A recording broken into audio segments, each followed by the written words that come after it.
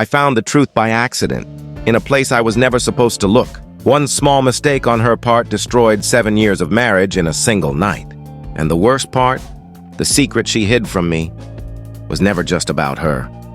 My name is Daniel Mercer. I'm 34 years old, and until recently, I believed I had a normal, stable life. I had a steady job in logistics, a small but comfortable house outside Manchester, and a wife I thought I understood completely. Her name was Claire.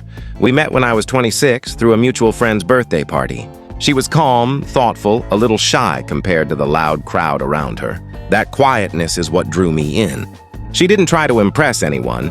She just existed peacefully in the chaos. We married after 3 years of dating. Not a flashy wedding, just close friends, family, and a simple promise that we'd build a life together.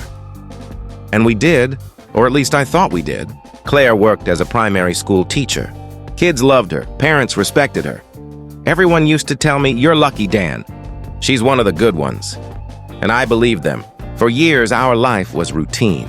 Morning coffee, work, dinner together, occasional weekend trips. No major fights, no drama. Just stability. But now I realize something terrifying about stability. It can hide things very well. It started small. About a year ago, Claire began changing her phone habits. Nothing obvious at first, just little things. She started flipping her phone face down whenever I walked into the room. She began taking calls in the bathroom. She even set a new password on her laptop, something she had never done before. When I asked her casually about it, she just smiled. "Work stuff," she said. "You know how school parents are. Always messaging at weird hours." I accepted it. I didn't want to be the kind of husband who suspects his wife over nothing. But then came the late-night messages, not many at first. Just notifications that would light up her phone at 1 or 2 a.m. She'd quickly silence them. One night I noticed her sitting on the edge of the bed, staring at her phone with a strange expression. Not fear exactly, but something heavier. Like guilt. "Everything okay?" I asked. She jumped slightly, then smiled too quickly. "Yeah, just tired." But she wasn't tired. I could see it in her eyes. Then came the missing weekends. She started volunteering for school events that didn't exist before, or at least I had never heard of them. Sometimes she'd leave early Saturday morning and come back late evening, exhausted. I remember one specific Saturday. I offered to come with her. She froze, for half a second too long. Then she said, "It's just teacher planning stuff." "Boring, you'd hate it." That was the first time something inside me shifted. Not full doubt, just discomfort. And discomfort grows quietly when you ignore it. The final trigger was something stupid, a misplaced receipt. It fell out of her coat one evening. I picked it up thinking nothing of it. It was from a cafe across town. The date, a Saturday she told me she was at a school training session. The time, 14 p.m. But what caught my attention wasn't the cafe itself.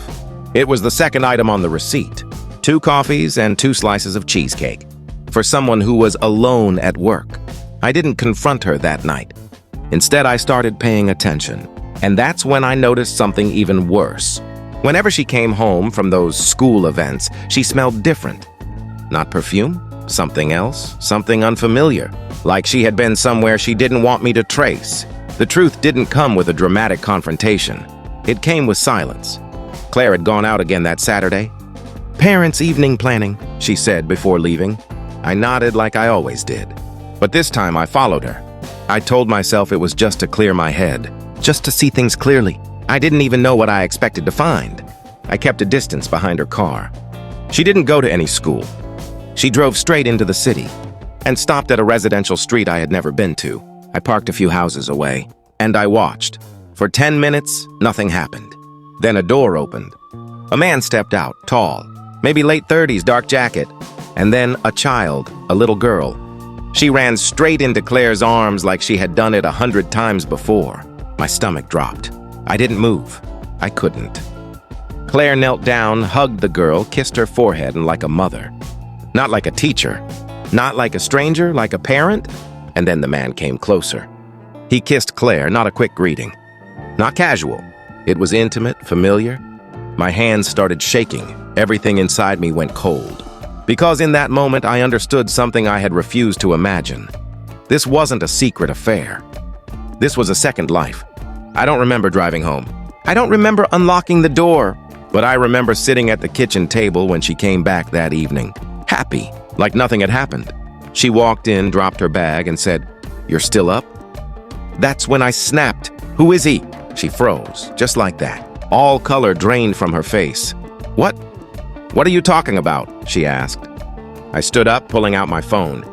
"I followed you." Silence. Then her voice cracked. "Daniel, please!" "Don't," I said. My voice was shaking now. "Don't please me. Who is that man?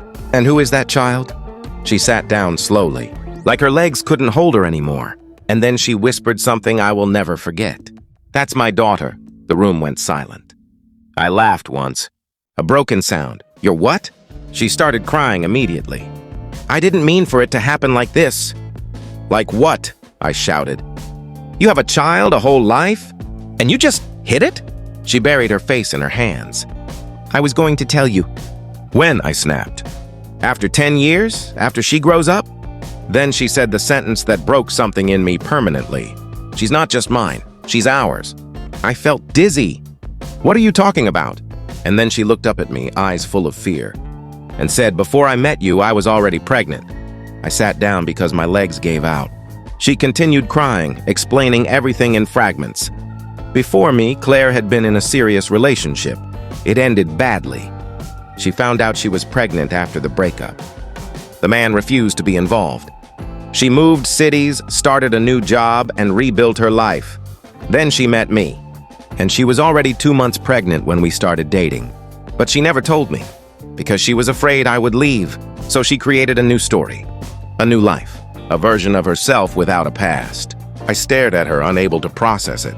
"So you let me believe I was her father?" She nodded weakly. "I needed time. I thought I would figure out how to tell you. But then years passed and it became impossible." But the twist didn't end there. Because then she said something else, something worse. "I didn't lie about everything." I frowned. "What does that mean?" She hesitated. Then whispered, "The man you saw, he is her biological father." I felt my blood run cold. He came back into her life 6 months ago. "And you didn't think I deserved to know?" Her silence was the answer. I left that night. No shouting, no dramatic exit, just silence. I packed a bag and drove to my brother's place. For days, I didn't answer calls, didn't read messages. My mind kept replaying everything. Every smile, every dinner, every "I love you," and wondering how much of it was real. Claire tried everything, messages, voicemails, even showing up once at my brother's house. But I couldn't look at her. Because every time I tried, I saw that little girl running into her arms, and I realized something painful. She wasn't just hiding a secret. She was living inside one.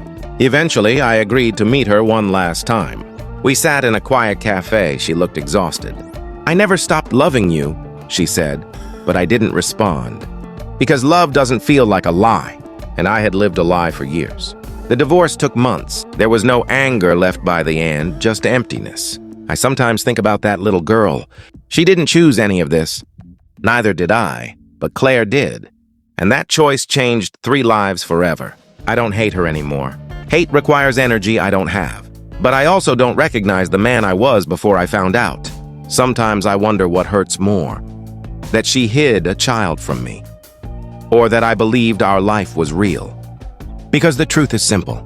Some secrets don't just destroy trust, they erase entire futures. And mine disappeared the moment that door opened.